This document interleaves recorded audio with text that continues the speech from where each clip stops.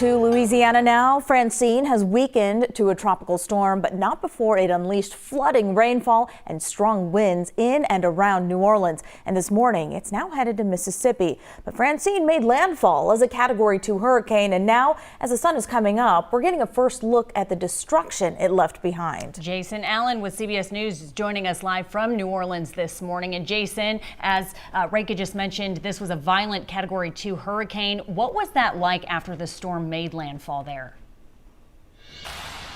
You know, Reka and Steph, every storm is a little bit different, right? What you experienced during Beryl or what you experienced during Harvey a few years ago with intense rains. Everyone kind of has its quirks. This one we rode out in downtown New Orleans, and so thankfully New Orleans kind of just got the edge. It didn't even get the intense outer eye wall winds from this storm, but it still was enough to get that hum in the air as the wind comes around the buildings and through the power lines. It was still enough to have power flashes throughout the city. It was still enough to where you couldn't see down the street for a block at times because the rain was so intense. And that did lead to some pretty significant flooding, and some of the remnants of it you can still see back in the neighborhood behind me. We're just to the north of downtown New Orleans this morning.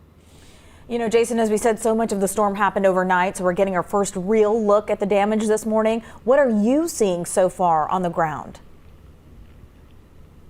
So most of the impact that we have seen this morning is well, first power outages, and you'll notice that there is some power in this neighborhood, but big swaths of the city do not have power this morning.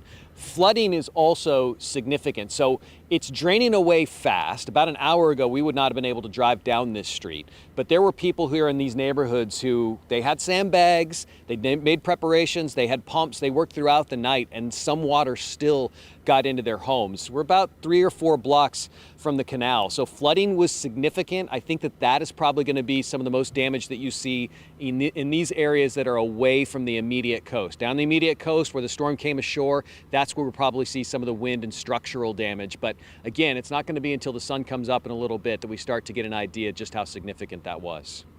All right, Jason, hopefully they can get that power restored quickly now that the storm is in Mississippi. Thank you for joining us, Jason, live for us in New Orleans. Thank you.